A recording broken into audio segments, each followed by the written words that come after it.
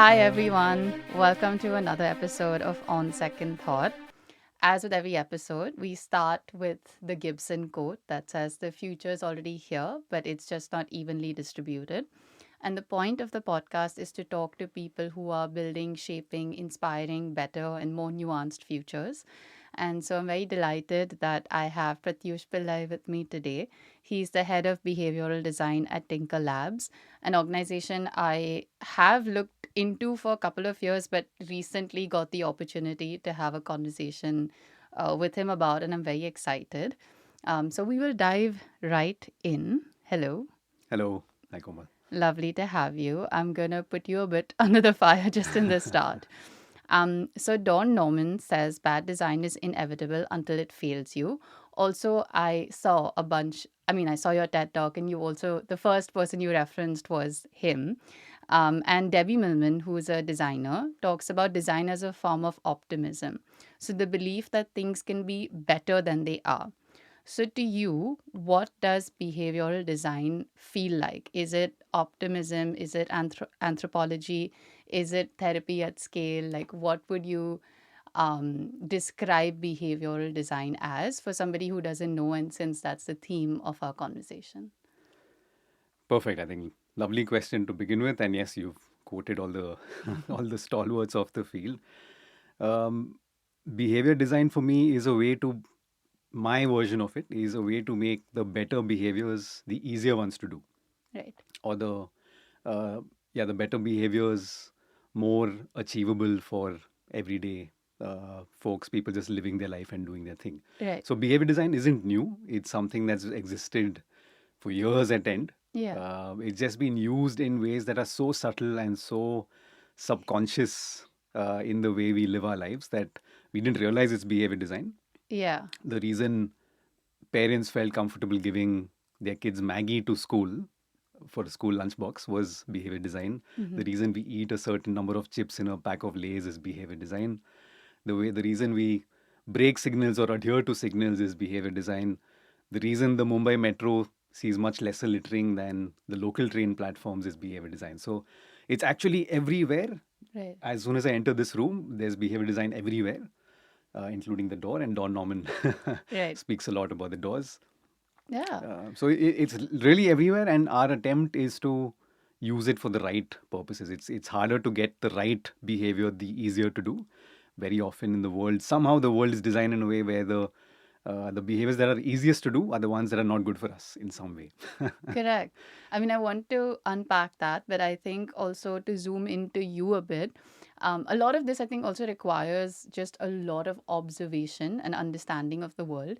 And is that something that you've always had, like in from your sort of early, childhood and life? Like, have you always been someone who's a tinkerer and who's been, curious and thought about just the world around, and hence, therefore, you dived into this? I was more of a very diligent student in school, so really study hard, and that came primarily from my mom driving us, my sister and I, as kids. That you need to work hard, put your head down, and do the right thing, do what is kind of the right thing to do as per Right. and follow the rules as much as you can. And a lot of it came from there. So that was really about putting your head down and persevering and doing the right thing, even if it's the harder thing to do through school and through my early years. My dad is a little bit of a Hmm. left of field kind of person. So he would always come in, and just the small nudges that he'd give me as a child was fascinating for me. The one moment I remember really was stirring a cup of tea, stirring sugar in my cup of tea was always clockwise, or if I was feeling lucky that day, counterclockwise. Right? Wow. As a child, that's what it would be. Yeah. This one day, my dad's kind of stirring it forward and backward, like, which was absurd to me. I asked him, what the hell are you doing? Don't you know how to stir sugar into your tea? And he was like, all you need to do is to, the essence of it is to mix and to cause enough turbulence for Mm. the liquid to mix with the sugar. And that kind of blew my mind and has stuck with me ever Yeah. since. So I had this great balance of my mom telling me to do the right thing, my dad telling me Question and question it every now and then as well. And earlier on in my career, I've been notorious for switching jobs way too often. So if something didn't click, there's been cases where 15 days and I've written a letter to the CEO and Just said I'm sorry, I can't do this anymore. And a lot of that uh, the willpower to do all of that came from my dad. I had a lot of other people telling me, what the hell are you doing? You can't be doing this. This is not going to look good on your CV. My dad would tell me, what are you doing in a 5-year job, right? You're doing what you did in year one correct. into 5. Correct. So unless you're progressing, What's keep the point? keep Yeah. challenging that. So And it's what has that looked like for you? Like like not really what your education and career, but what has that trajectory looked like in terms of the different hats you may have worn throughout? so since early school, or Yeah. yeah, so in school started off with being this diligent student, Yeah. you know, topping the first few years of school, getting into college and really discovering that there's a whole other world out there, which was suddenly outside of school. Moved into, did decently well in the 12. So the norm back then, I'm pretty old as you can like I passed out in 2002. So back then, if you did well in your school, you needed to get into engineering. Correct. Everyone's getting into engineering, and I was like, no, I don't want to just get into another engineering course. Let me do something slightly different. So I chose marine engineering Oh, of all lovely. of all the things, because I did read up a little bit. That okay, it's kind of a logic course which teaches you a little bit about everything. You need to know how to change a light bulb, but Right. also a little bit of coding, a lot of mechanical engineering, the IC Right. engines and things like that. And also you will be on ship, and I play the guitar and sing a little bit. So I thought, okay, that'll be a nice way to have a good time. My granddad, my mom's side was in the Navy, Right. so I thought, okay, I mean, I've heard a lot of great stories. There's good, Yeah. people are having a good time on ship. I joined the engineering college, and only to realize that it's become so efficient that you have about 8 to 20 people on board. It's no longer What it used to. the Yeah. good old days of Yeah. of sailing, so to speak. So very early on in my course, I decided I'm not going to be on ship. Right. I'd rather be on land. And after the 4 years, I kind of joined a design firm. So I was designing oil rigs for about 3 years. Like product design. Yeah, so oil rig design. Right. So these three-legged structures called Right. jack-up rigs that Right. kind of stand on the seabed and drill oil. Right. I was designing kind of the rooms and creating test memos for what kind of air conditioning is needed in different parts of those rigs. If we're kind of changing a piece of equipment on the rig for a new tender, how much space is that going to occupy, where is the maintenance space, and so on and so forth. So really the mechanical drawing side of my marine engineering came into the front there. What I quickly realized, or not so quickly, 3 years is a long time. But what I did realize is I'm calling this design. I'm designing a room and Yeah. designing these spaces where people are going to live and where a lot of accidents happen, right? Oil rigs are Right. notorious for a lot of accidents and things like that. But not once did I think about the human who's going to be living in there. It was very calculated and very cold and a very hard science angle to design. Correct.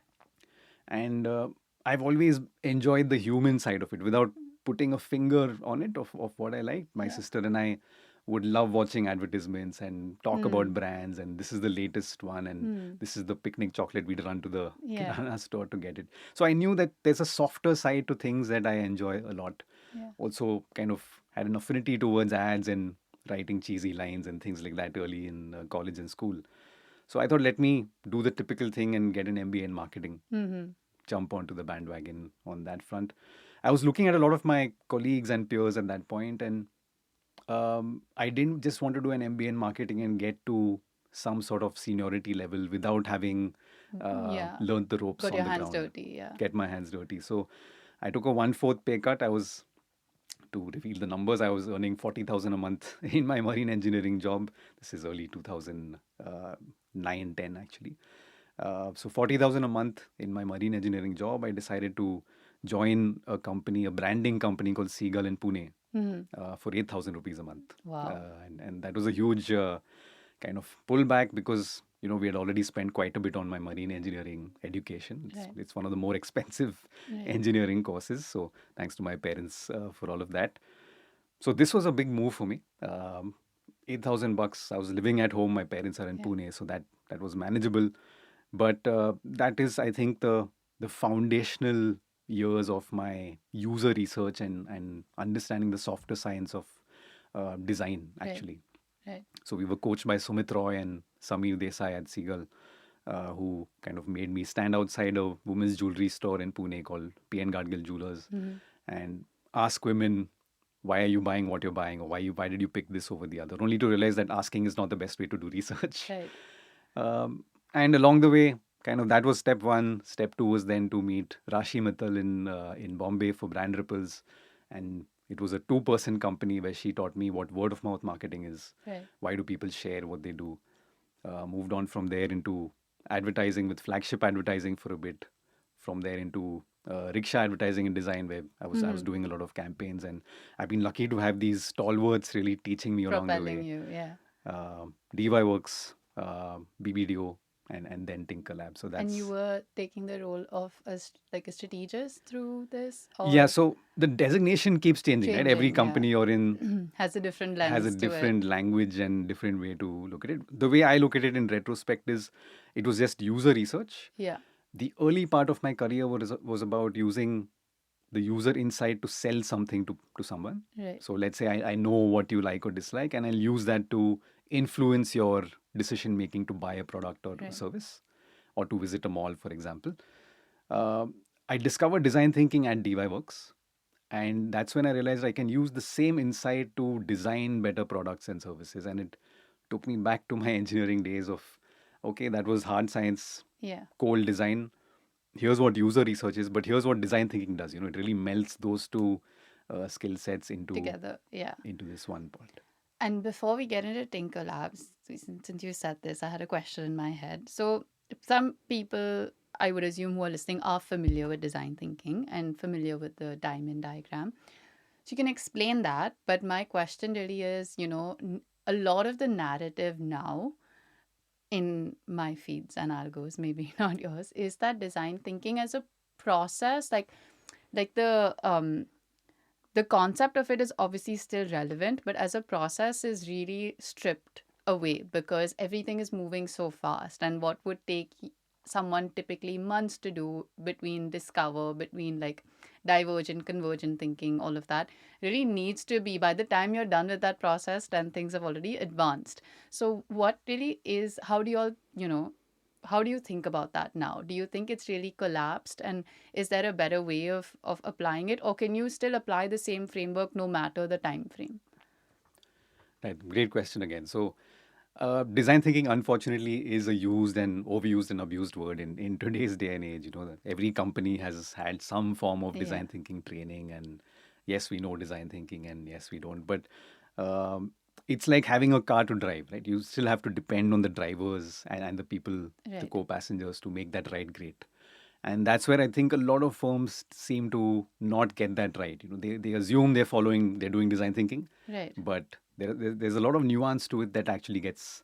uh, gets missed out. So that's one part of the answer. The second part about collapsing it, it can actually be something you do in a couple of days as well. Mm-hmm. So it's really that quick, and you can collapse it and expand it, and it's a great bedrock on which you can build a lot of things. Right. So according to me, it's the most logical way to solve a problem, Yeah.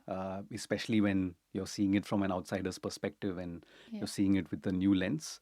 So it's the most obvious and logical next step, and it's not really linear in the first place. It's kind of cyclical, and Yeah. you have to go back and forth and things like that. Yeah. What at TinkerLabs, what we found is design thinking is a great bedrock, but we realized that we're also kind of naturally using behavioral science. And Right. it started off with a project that came in saying, we want you guys to use behavioral science. And Right. we were lucky to be propelled in that direction. Right. This was when I just joined them, Yeah. joined TinkerLabs. And that took us into the space of, we are using all of this in any case, right? Yeah. So I am talking about, scarcity bias or loss aversion, or Yeah. all of these things are, I'm sharing as a human being and with an insight into another human being's behavior. But behavioral science gives it the legitimacy that it deserves and that it Requires. requires. And it forms a common language for both of us to, from the field, to come in and say, okay, this is what we spotted and this is why things were Correct. happening Yeah. the way they were. And I mean, let's talk about TinkerLabs now in terms of when you joined them. You've probably been there for, I mean, you've been there for 7 years. So I'm assuming you were there from the start. or you can tell me if I'm wrong. And just what is the philosophy that has tied the company together? How is that evolved over the years? And what are you excited about with TinkerLabs right now in the era that we find ourselves in? Yeah, so I joined in 2018, June 2018, so completing 8 years this June. Right. TinkerLabs was founded by Ankur and Kunal in 2013, Okay. 14. That's when they founded it. Uh, should I tell you about the inception of TinkerLabs or? Yeah. Sure. So, uh, Kunal was from IIM Ahmedabad. Ankur studied at INSEAD, and both of them had kind of discovered design thinking somewhere along the way during Right. their course, and it was introduced to them through their institutes and through just reading material and how interesting problems were solved very interestingly. So Kunal actually started to tinker with some of these ideas, and he used to tell us a story where he saw this lady on the side of a road kind of using a shovel and Yeah. felt, there has to be a better way to do some of these tasks, and that got him thinking about it. He partnered with somebody at IIT Mumbai, and kind of that was the inception of TinkerLabs. Really, he started to think that, okay, I can build something where I use this IDEO process of design Yeah. thinking to solve some real problems. Ankur returned from INSEAD. Kind of they were friends from Bits Pilani, Hmm. and Ankur kind of joined Kunal, and they founded TinkerLabs. The early years were predominantly kind of training people on what design thinking is and how do you use Yeah. this to solve problems and innovate. Everybody wants to Hmm. have innovative solutions coming out of their teams and their studios and things like that. So that was the first set of projects and Right. trainings that they conducted. Famous story is, and Ankur will be the best to tell you some of this, but they actually took a whiteboard into somebody's house and started training a bunch of kids there as well. Right. So those were the early days of TinkerLabs. I joined about 5 years into all of this, and they looked at me more as the consulting front end. Like Right. maybe I could lead some of the consulting projects from a technical standpoint. Because I had a little bit of the engineering background, I Right. had some user research background, and had a long set of interviews to to really Hmm. get into it. So I joined, kind of learned the ropes from Ankur, Kunal, Samina, and the early folks who were at TinkerLabs, and kind of then took the lead on the consulting projects. Right. Behavior design happened along the way, and what we're really excited about is the new direction that we've taken. We've never really focused on consulting. So, Hmm. to be very candid with you, design thinking has been a buzzword, and we've Hmm. been at the receiving end of that. So everybody wanted to do design thinking at Yeah. least a couple of years ago. Yeah. The first the first company you would hear of is TinkerLabs, and hopefully you still do hear Yeah. of us. Of course, the buzzwords keep changing, so it's now moved into AI, and everybody's now coming in. Do you do something with AI? Design Yeah. is great, Yeah. design thinking is great, Yeah. but can we use AI to solve the problem? Yeah. And that's the tricky space that You we're in find now yourself as in. a business. So Yeah. it's almost, I've been saying this internally, it's almost the first time we are putting ourselves out there and explaining to people Yeah. what design thinking or what behavior design Actually is. actually is. And on that, I think one of the core ideas that you've shared with TinkerLabs is that behavioral design sees affinity in problems and not sectors.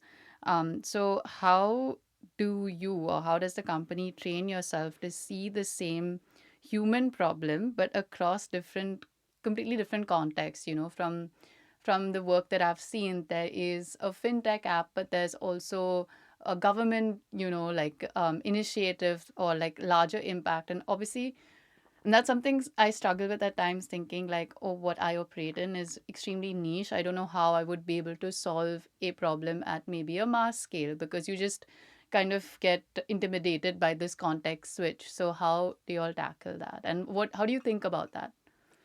Yeah, so it's I mean, I love using analogies, so please I love pardon me in understanding advance. through I'm asking analogies. I think that's the best way to actually understand and visualize something. Yeah, but I think I overuse it, so apologies in advance.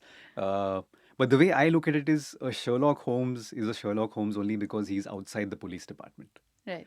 And if he was a police force person, he wouldn't be seeing what he saw in the same room that the police force is in or Right. the investigators are in. They'd always call him in and make him spend time with the room and the suspect and the victim, for example, and look at that. So that's really our role as behavior designers. Because we are not tied to a certain sector or industry, it enables us to see anomalies in the Of same course. space that others wouldn't. For example, we walked into the studio today. Maybe you and I are the best people to tell them what was intuitive and what wasn't Mm-hmm. in the way we entered this room, for Mm-hmm. example. Was the door handle easy, or was it easy to know whether to push or pull the door? Borrowing Right. from Don Norman, of course.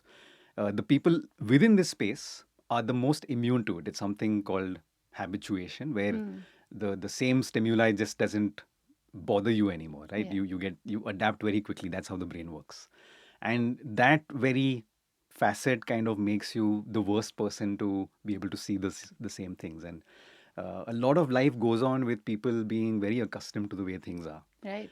Our role as the outsiders is to really treat the whole world as this lab setting. Hmm. Let's look at it with a new lens. Be the Sherlocks, enter for a little while, look for anomalies, and say that, oh, you're doing it this way. There may be another way to do Yeah. it, and take it Well, that's that way. brilliant.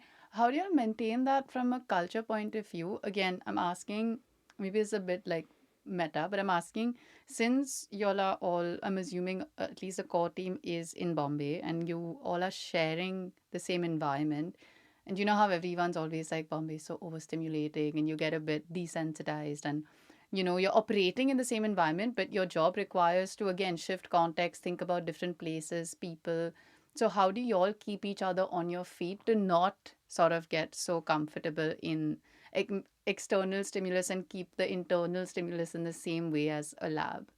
Yeah, it is very challenging. I must admit, it is very challenging, and we are humans as well. So Yeah, we are subject to the same issues that, yeah, or the same habituation that the rest of us are. yeah. What happens is when a project comes to us, we try to put ourselves in the shoes of a person who's never seen this space. Hmm. So learn it from scratch, like Yeah. you're really dismantling every single part of this problem. Um, for example, I've eaten banana chips all my life. I'm a Hmm. South Indian, I'm a Malayali and Tamilian mix. So we recently did a project for a banana chip brand. And Webovie, my colleague, and I kind of really looked at what's making me pick a certain pack versus Right. the other, or why do I prefer this and when do I prefer that? And looking at it with a new lens Hmm. rather than thinking about what are the habituated Behaviors that you may behaviors. So have. Yeah. yeah, so people will never give you the reason, right? So they'll Yeah. just say, yeah, this is the one I always pick. Yeah. Why do you pick that? I don't know. I like this, or Yeah. that's all you'll get from them. Yeah. But when you look at it from the Sherlock lens, the outsider lens, Yeah. you'll start to see some patterns that are very Emerge from interesting it. that emerge from That it. is going to segment me to my favorite topic, which is irrationality. So, a personal story, I did econ for my undergrad and I loved economics. Like, I had not studied it before, but I absolutely fell in love with it.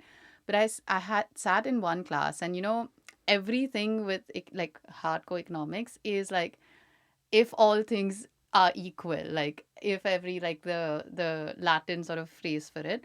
And then there was like a module on irrationality and on human behavior, which basically flips it on the head, right? And it's like we're not rational beings. So I had this whole moment being like, okay, but then what's the point of this? How do we actually understand decisions? How do you actually understand the world? Because you have all of this theory and it makes sense as a lens to understand the world. But if we're assuming a certain thing, and increasingly nothing that we do is sort of rational. So there's a famous quote that says people don't always act rationally. We say one thing and we do another, and that's what you said with the jewelry example as well.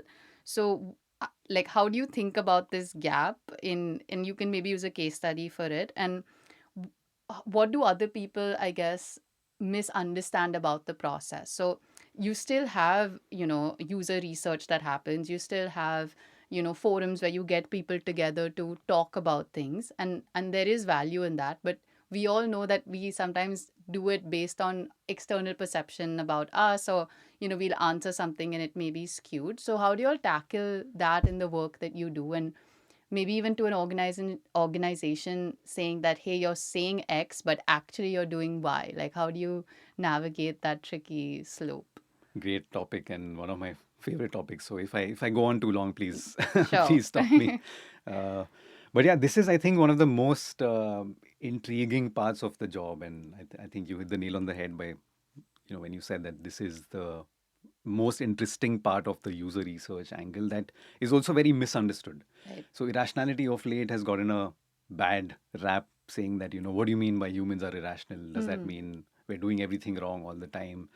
And when we begin our sessions, or whether it's a workshop or a kind of co-creation session with our teams and clients, I begin with a little bit of explainer on what an irrationality is. The way I look at it is, it's a sign that something in the system isn't perfect, Right. and there's a hidden need somewhere in there that you can tap into, and it's an opportunity to solve.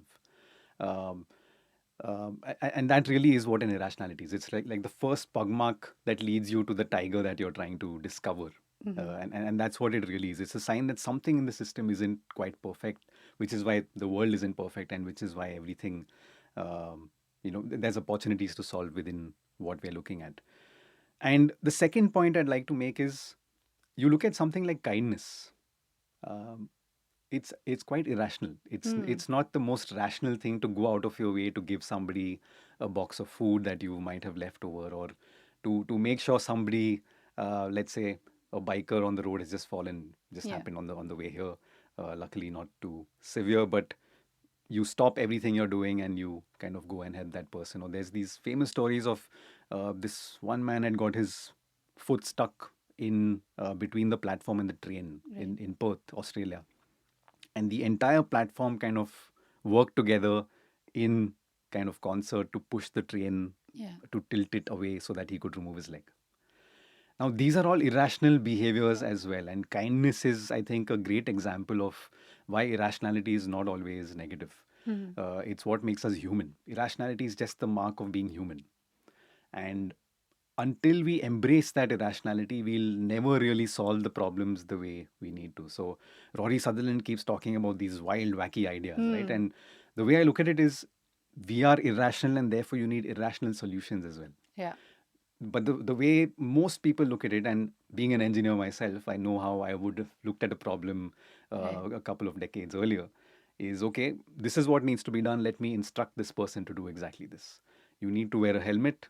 Here's a poster telling you why you need to wear a helmet. Yeah. And you expect the behavior to happen. But because we're irrational human beings, because we behave erratically, we behave contrary to what is expected, Yeah. um, the solutions also need to be contrary to that. It Yeah. needs to be rational ideas as well. And that actually makes this whole space so interesting. That's why you get these wild, wacky, creative ideas. And Yeah. that's the realm that we operate in. Operate in. Yeah. So can you tell me about some of, the ideas where you've applied it? Like you said, Rory Sutherland, and I always remember his Eurostar example of Yeah, the, the yeah, train. the train. And I've also used it sometimes, in meetings. But I guess because, of course, I don't come with that background, at times is hard convincing someone because they're like, yeah, well, that's great and that works in that context. But how do I apply it for me now? I need to make a change now. I need to make these. So I guess like how have y'all applied these like crazy ideas across the work that y'all have done? And maybe you can talk about one or two divergent case studies or like Sure. projects. Yeah. Perfect. Yeah, I think one example I'd give you is tuberculosis in Karnataka. We were working with KHPT, and for tuberculosis patients, the lowest rung of the tuberculosis variant is what's called drug-sensitive TB, where you're reacting to the drug. Right. And the danger is, if you take it for a little while and give up, it moves into the DRTB, which is drug-resistant tuberculosis, and then you move on to extremely drug-resistant, and kind of you no longer react to the medicines. Yeah. So our role was really to ensure that the first rung of tuberculosis patients adhered to medication, went for their tests on time, and things like that. And this was all provided by the government hospital, Yeah. all for free. So you had medication that was to be collected, all for free, on a month-to-month basis. You had a free health checkup as well, which would involve kind of X-rays and a sputum test, and just the basic checkups to make sure that the patient is healthy. Now, one of the problems that we discovered during this project was, nobody was going for this free health checkup. It's absolutely free. You just have to walk in and you get your checkup done, and you're through. It's marked. And nobody was going in. So a team kind of, some of us went onto the field, some of us did it remotely. This was the COVID time. And we realized that it seemed like a lot of effort. And they said, to go for a free test, I'm actually spending 50 rupees in my auto ride. And Hmm. not just that, when I go there, I'm made to wait in line. I'm kind of treated like, the back of the rung, and it's not the best experience. Maybe people are paying more and kind of managing better, things like that. So one of the ideas that came out of this whole exercise and this whole 3 to 6 month long project was a simple TB Janch coupon. Hmm. And all we did is, it's a 6 month course. You need to go once a month, 6 times once a month for your test. So what we did is to give everybody a limited set of 6 coupons. And we said this coupon is your free test for the month, valid only till end of this month, Hmm. and it's worth 500 rupees. We're giving it to you for free, but it's actually worth 500 rupees. So suddenly the rickshaw ride felt like, oh, it's only 50 bucks for a Yeah. 500 rupee test.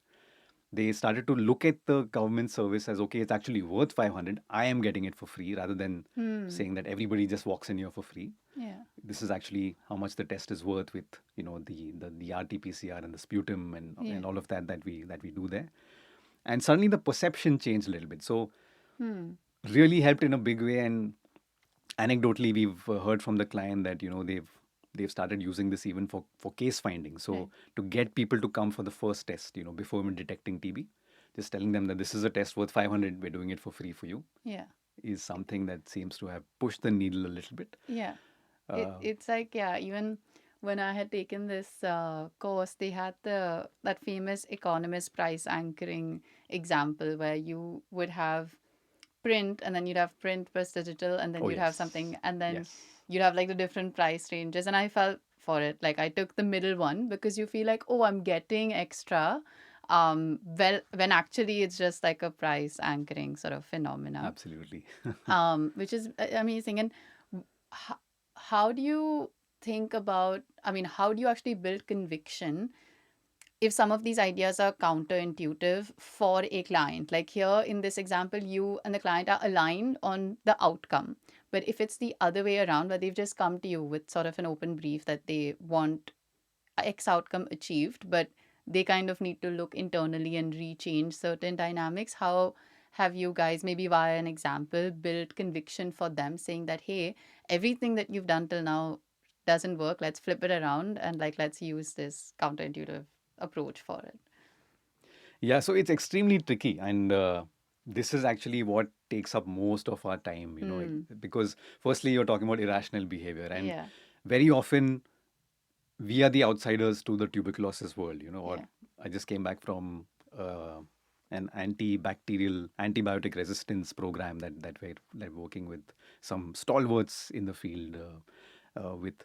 So now, being with experts, they've heard pretty much everything that there Hmm. is on the field. So what's it that you're going to bring in? Hmm. And the classic case of naya kya hai? What are you telling me that I don't already Hmm. know? And my defense to that, it's always like a PhD defense. You're always Yeah. kind of convincing and trying to defend your work and your approach and things like that. So my defense is, uh, the behaviors may not be new, but the Yeah. lens to look at them is slightly new. And the anomaly or the irrationality angle is really what is new on that front. And so we what we try to do is to co-create with them. So Hmm. let's show you the insights and show you what directions we are planning to take with this. Yeah. If you agree to some of that, then okay, let's show you how these directions could also be counterintuitive and irrational in the way we try to Hmm. solve this irrational behavior. And it has to be, we have to use behavior design to use behavior design Right. Right. in the middle of the meeting as well.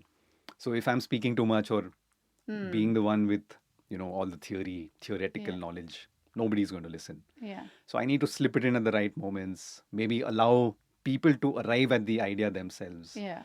And those are the things we're still learning. We're Yeah, still in like the early years of all orchestrating of that. that environment as well, Yeah. picking up on those nuances. And just to complete the loop on that front, nobody knows if it will work until you've tested it. Yeah, So yeah, the real world is so chaotic yeah, that you can almost, you have an inkling. So being yeah, so-called experts in a certain field or practitioners who've done this for a while, yeah. you will know that this is the problem and this angle is likely to work the best. In this There'll situation, be a yeah, little bit of intuition, and yeah, comes with your own biases, of course. yeah, But you'll never know until you've launched it. And the best way to do it is really do an A/B test. Try two variations of a solution or three And then, variations, yeah. and then see what works And best. would you say a lot of the organizations or people approaching y'all already come? I mean, they already have an understanding that, how do I frame this? So they already know what they're kind of in for. Have you found that approach? Or a lot of times they don't know. So by that I mean sometimes when it's an ad or it's like it's a design project or it's something quote unquote in this scenario is more low stakes, you'll just approach without knowing. But do you think a lot of people, since they know that hey, there is a framework or methodology to this, they that one barrier is already crossed or no? No, very difficult, very difficult to do that. So the impatience that we're seeing around Yeah. is Mm. quite prominent, and where is this going to take us? Where is this going to lead to? What's this going to lead to? How Yeah. are we sure this is going to lead to something that we haven't Yeah. tried before, or Yeah. something that's not going to fail? And there's no right way to answer that. It Yeah. has to be, you have to trust us and trust the process. So I really trust the process that we've built at TinkerLabs. It's Yeah. kind of our proprietary way of looking at the problems that we look at, borrowing, of course, from Different. Don Norman and Dr. Yeah. BJ Fogg and Daniel Kahneman, and of course all the greats. But we have used this process time and time again to see things that um, have helped us look at problems differently and come out with Yeah. solutions that seem obvious in hindsight, but But nobody thought of them yeah. uh, Yeah. even a month before. Yeah. And I think that I want to ask this question more, I mean, to a specific to the India context. So there was, I think, a Bloom Ventures report that came out 2 years back. And in that, the basically headline finding was that anything you say about Indian behavior, Indian consumers, or Indian anything, the equal and opposite is true, right? Like you'll always say, you'll talk about us being value maximizers, but at the same time, we also appreciate the other end of the spectrum. So what can you share about your learnings in general about, just like the nuanced behaviors that we operate on across the spectrum, because you can't sort of generalize it. That's a brilliant question. I have to say this out loud. I mean, so happy to to have that question here, because it's a really rare topic that's not being spoken about enough, or it's an ideology that doesn't get enough Right. uh, light under the sun. So, stereotyping is the easiest way to live our Mm. lives, right? People in North Bombay behave this way and South Bombay behave this way, or people in the East behave this way and Yeah. Bandra West will behave this way, or Delhi, Bombay. The typical way of approaching how behaviors work, Yeah. and it's so far from the truth that it really kind of my blood boils every time I hear some of these lines, and a lot of the arguments I have in office or Right. in friend kind of group settings is around stereotyping. Um, and exactly, I mean, I love what you said from the Bloom Ventures quote, that the opposite is also true. So just to give you an example, there was a German workout brand, home workout app that was trying to launch in India, and they came in saying, in Germany you have pretty much two options, right? You go to the gym or you work out at home, and you use an app for that. Right. So it's very, very binary and very simplistic. Think of the roads in Germany, for Yeah. example. Very, very simplistic. You have a crossroad or you have signals, everybody listens. But you look at the Indian context, it's probably the most chaotic accumulation of behaviors and Yeah. archetypes and stereotypes, if I had to put it that way, uh, that exist together. And the same person behaves differently at different points and different contexts. Right. It's the same person. So, um, what we looked at in the home workout space, for example, the brand that was coming in expected that, okay, we've heard that Indians are, very, very value conscious and they're seeking value and they'll not pay a price above Hmm. so and so. What we did is to challenge those notions a little bit, which came out from our research. Hmm. So we had people on the low end of the spectrum, including very high end people, right? People who are Yeah. driving BMWs and Audis and Yeah. huge cars and living in mansions literally in Bombay, which is huge. But they were telling us things like, I do not want to pay for an app that I Hmm. can get for free on YouTube or get on a Nike training club for free, right? Why am Yeah. I going to pay for something that Yeah. I don't need to? Like, what's it doing for me that's not being done by a YouTube trainer or Yeah. something that I can get on another app for free? And on the other end of the spectrum, you had people who were paying 25,000 a month and upwards for a trainer to come home and train them. And completely opposite, right? So the Yeah. South Bombay person, for example, just to break the stereotype, Yeah. the well-to-do person living south in the more southern part of Bombay was telling us things like, "I'm not going to pay for an app," Right. and somebody who maybe you wouldn't consider to be able to afford, or if you were looking at it Yeah. so black and white Binary. in Yeah. a binary way, you Yeah. would say, "Oh, these guys are never going to pay." They were the ones paying the 25,000 because they felt like they were not kind of responsible enough for their own health, and they needed somebody to come in and make them feel accountable. And they were not sure about their form. So I Yeah. want somebody to be watching me 24/7. And 25,000 a month. So Yeah. the client's jaw dropped. They were like, okay, we did not expect Yeah. this. And we designed the app in a way to appeal to both those segments. Okay. So you need to have a great product for people to Of find course. value in it. And Yeah. what we told them is, if you design a great app for India, you can go anywhere else in the world and maybe pare it down or amp it up as you need to. Yeah. But if you design it for India, India's an extreme user context Yeah. because of the chaotic landscape of behaviors. Yeah. Design for it here, and then you can take it anywhere else in the world. And in fact, we've got some validation. So some of the features that we designed, we are now seeing on Global. The Yeah. Apple Fitness app and things like that. So yeah, I won't reveal too much of Yeah. the solutions there, but it's an interesting space for us. Yeah. And just completing that road analogy, Hmm.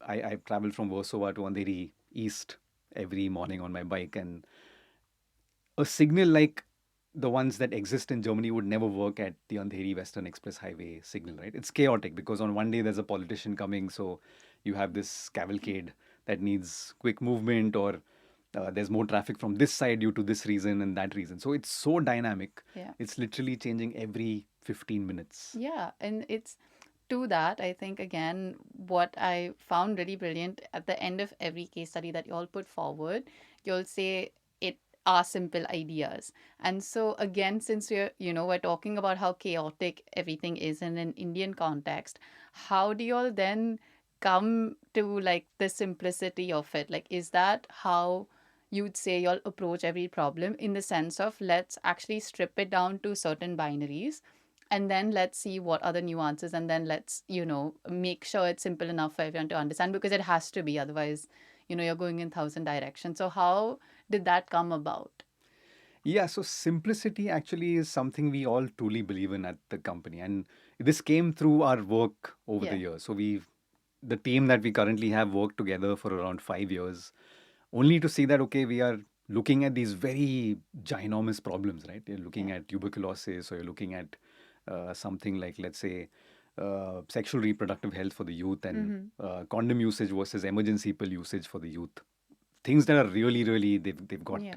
a lot of weight and gravitas behind them. But what we've noticed is the ideas that stick, the ideas that really move through, uh, the rounds of dropping out, or kind of rejection along the way, are the ones that are the simplest ideas at the core. And now, to arrive at the simplest idea, you cannot simplify the behaviors that you're designing for. Yeah. All of that complexity has to be absorbed by the team, put into some kind of a framework to understand the broad Yeah. factors that are moving behavior. What are the motivations and what are the ability drivers that are causing something to happen or to fail? Yeah. And within that, we look for the simplest way to solve a behavior. So, for the gym app, for example, we're not telling them to tear down the current app and design something from scratch. All we're looking at is, these are the 5 to 10, or 17 in their case, 17 Yeah. tweaks that we're recommending for you to enter the Indian market. Or, Yeah. for tuberculosis, it's a 6-month course. It's a big problem. Most people approach it with the proportionality bias, that big problem, big solution. Our approach is, let's look at a TB Janch coupon, right? It's a bunch of small problems that you actually need to solve. Yeah. And each of these small problems needs a simple solution to really move the needle. For it. Yeah. And another thing actually I thought of that I wanted to ask you, which is not here, is on attention. So since and like this is a bit more, I guess, theoretical, but since a lot of it is to get some sort of habit change and behavior change, but our attention ecosystem is so fragmented and is so chaotic, what does that relationship look like now? in the sense of if you had to get somebody's attention first to then make some sort of a change. And maybe this is more an urban phenomenon. Actually, it's not. It's all across. People are, hooked on all the time, and we don't have attention span. So, how does one think about actually getting somebody to do a habit change when the mindset is such? Very fair point. And what attention becomes for us is another one of the factors that we have to use to design. Yeah. So, Yeah. to like the way we look at behavior design interventions, I look at it as a three-way, as a three-part option, right? Which one could you go after to Yeah. solve the problem? So, the best way, for example, let's say you want somebody to know exactly when to push or pull the door. Yeah.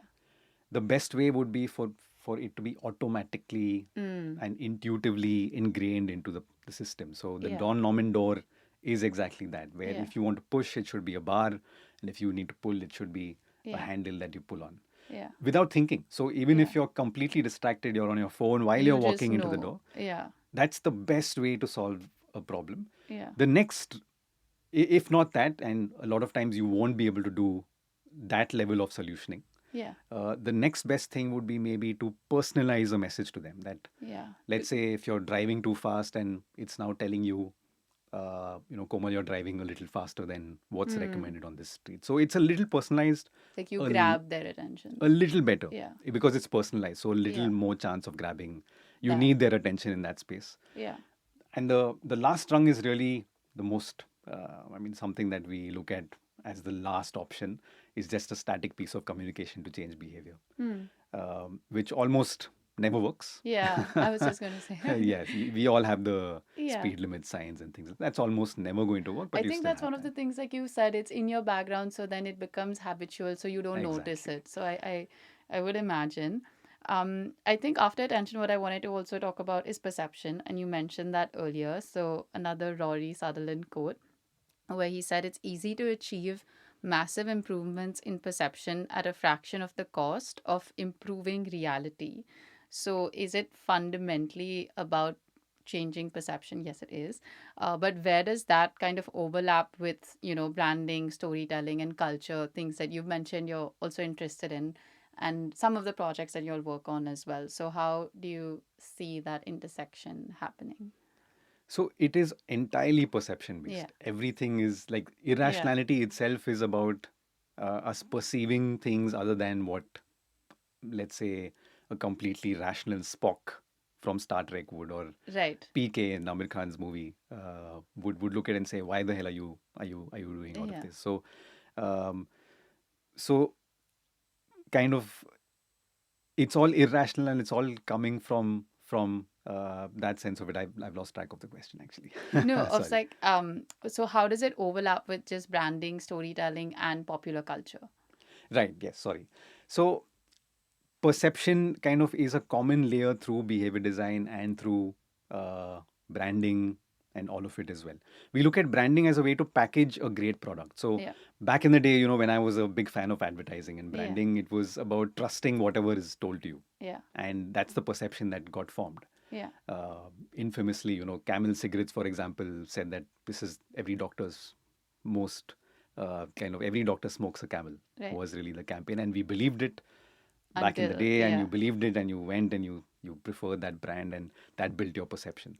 We're now in an era where branding it's alone is not going to make the cut. Yeah. You need to design the product and you need to design the service in a way that uh, has a very core functionality that offers what you're promising, and then you go ahead and promise that. Yeah. You look at brands like the Whole Truth, for example. It's Yeah. perception that's built out of a product-led story. Yeah. Shashank and team and brilliant work done there.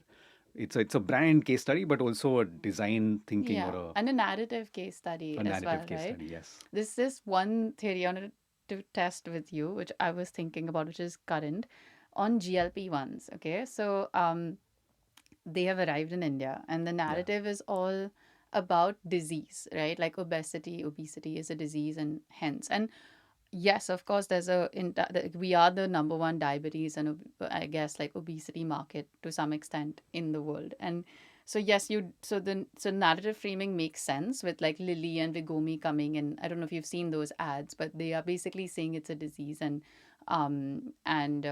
this is a solution. But if you see the US, like the disease narrative exists, but there's also this booming consumer biotech narrative. So GLP-1s aren't just like a fear disease thing. It's like peptides and longevity and wellness and things like that, which is also the future. And my thought was like in India, urban India, we have invested a lot in building this wellness consumer, right? But there's no brand or there's no like larger narrative saying that, hey, yes, this is an urgent need right now and that can parallelly exist talking to the patient. But like no one's really talking to this optimizer saying that actually it's also new technology and it's innovation and it's not just this one thing. There's a whole stack of, protocols that you can use. So, like, what do you think about things like that, which get stuck like to a certain, and then it's really tough to convince people. And arguably, I think that happened with Web3 and crypto in India as well, right? Initially, it was all like speculation, and then it just shifted to like institution. So people just thought that, oh, this is not something I can really dabble with because it's too dangerous. So, what do you think about these, from just like perception building as well, narrative as well? Like, what is your take on it, actually, is my question.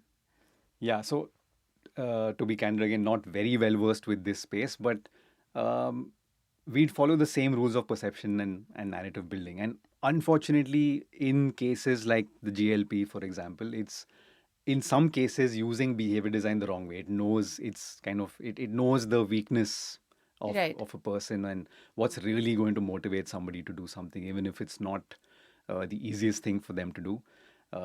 What are the triggers that we can push Push to on. make somebody kind of do that? And goes back to the time, when you know how humans behave and why they behave the way they do, Yeah. you have a lot of power in your hands to Yeah. control that narrative. And But wouldn't you say it's also like a missed opportunity? Like you were saying, there's like nuances in the audience. Like for yeah, the app, you had two people.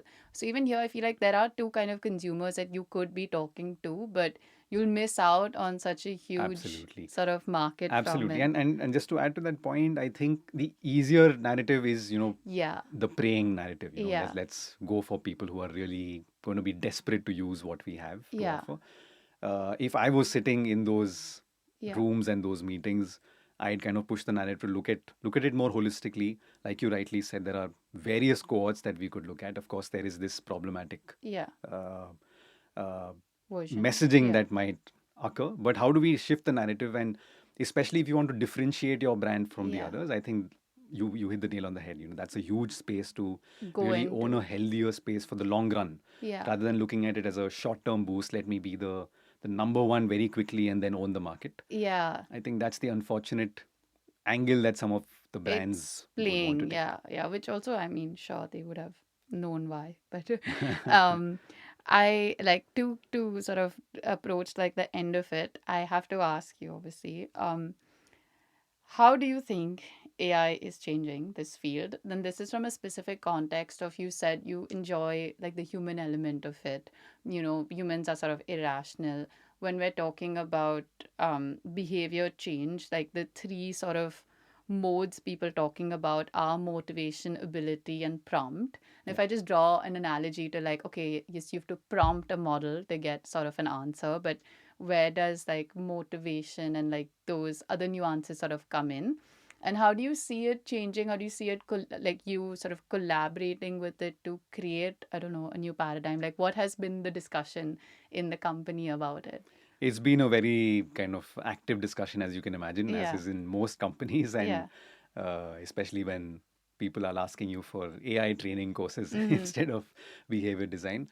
Um, but I look at it as a colleague. I look at it as a set of colleagues who've really joined the team and kind of empowered us to do things much quicker. So, to give you an example, how a typical project runs, right? I'm working on antibiotic resistance as a topic right now.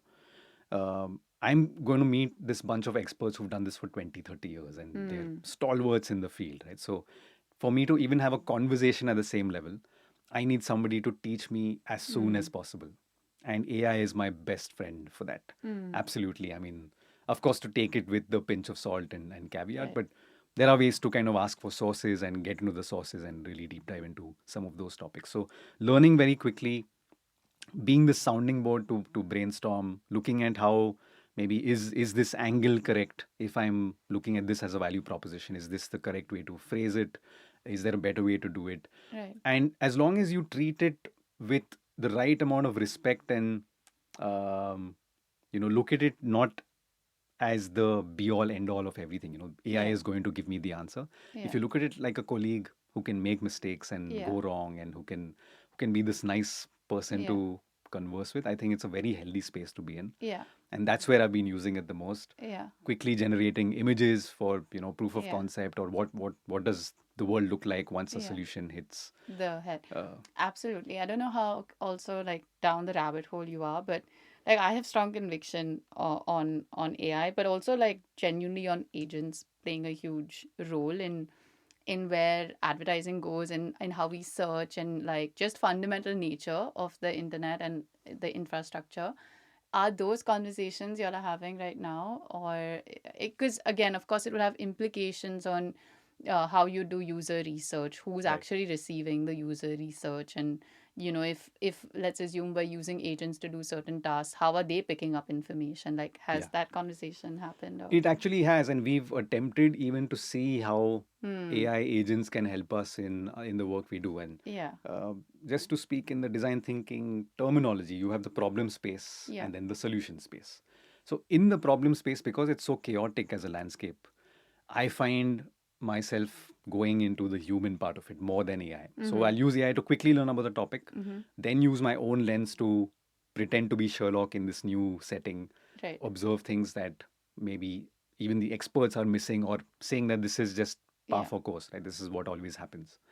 And that's where I use my lens. That's where I've seen AI not to kind of do it in the best way possible, or maybe I haven't cracked the code yet, or mm-hmm, I don't know. But I'd like to believe that the chaotic spaces is where the humans will really thrive. So hmm, research, analysis, and synthesis and strategy. Yes, we do have frameworks, but that doesn't mean I can do it with my eyes closed. hmm, The couple of projects that I did in the last 2 weeks, yeah, the same framework that we use at TinkerLabs, we call it the Behavior Design Codex, absolutely different formats of synthesis of yeah, who should I put where, or what does the irrationality lead us to.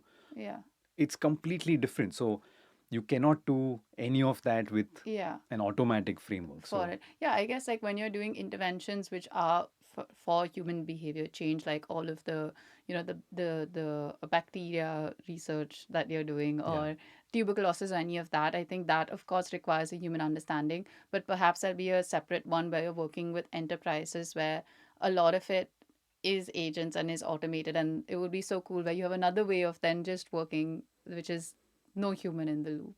And Yes, and there's an interesting paper on that by BIT, actually, Behavioral Insights team, and they talk about the irrationalities in the AI agents as well, lovely. because these are now picking up from LLM, right? This Yeah, is yeah, LLM yeah, picking yeah. up from past human Correct. text and Correct. conversation. So there's system one, system two in the LLM as well. Hmm. And in fact, a lot of the prompts you see now that you want ChatGPT to think a little longer Yeah. is trying to engage the system two, Hmm. instead of just reacting instinctively to this is what I System think on. your Yeah. answer is. Correct. Is it working? Not really. But It's still a challenge, but we'll get uh, there. we'll get there, and it's an Yeah. interesting space. So just on the AI front, a lot of innovation happens irrationally Correct. and with mistakes. So the post-it, the 3M post-it that we all use in our innovation rooms Hmm. and co-creation rooms, uh, was invented by mistake. The the guy who invented it, Arthur Fry, I think, was trying to build something that was really, really a great adhesive for the NASA astronauts. Right. It failed. It was a very loose binding adhesive, and he actually gave up the project. A colleague of his called Steven Silver, or Spencer Silver, if I'm getting the names wrong, but colleague of his years later was kind of looking at this piece of paper that was not fully sticking onto the surface. And he was in the choir room kind of singing his hymns, and he had a hymn book in front of him, and he said, okay, what if I use this here? It's not going to leave any marks. It's not a great adhesive. Yeah. And that's how the 3M post-it was discovered, that it won't leave marks, but it's still strong enough to But yeah. complete your day's brainstorming work. That's my new favorite story. So these mistakes are impossible to achieve through absolute logic or Yes. absolute perfection. So, You uh, need room for the irrationality and the nuance and the gray. yes. So breathing room. So nothing Yeah. is an absolute. So AI Yeah. will not replace us, and we will Yeah. not be able to Yeah. completely not use AI. Yeah. I read another quote saying, the the workers or the best workers of the future will be those who use AI in the best way possible. Absolutely. I agree. And as this podcast is called On Second Thought, I usually close by asking what is something you've had a second thought on recently? And by that I mean, you would have had a conviction on something and you've relooked at it and you've maybe doubled down on it or you've changed your mind on it. Ah, interesting.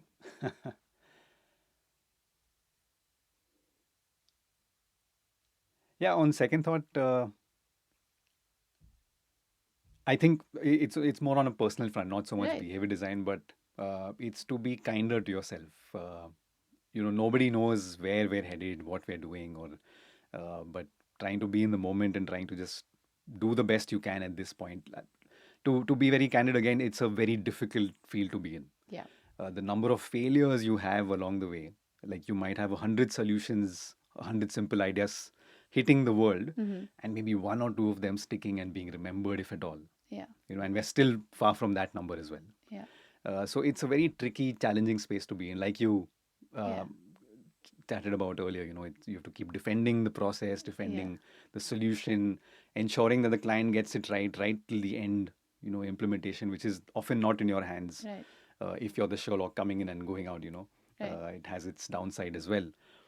Um, I've always looked at output as the way to define Hmm. how good the work is, but I've tried to be a little more kind to myself. And on second thought, I wish I was kinder earlier on in my career because I'd kind of, as you can see, I'd pull my hair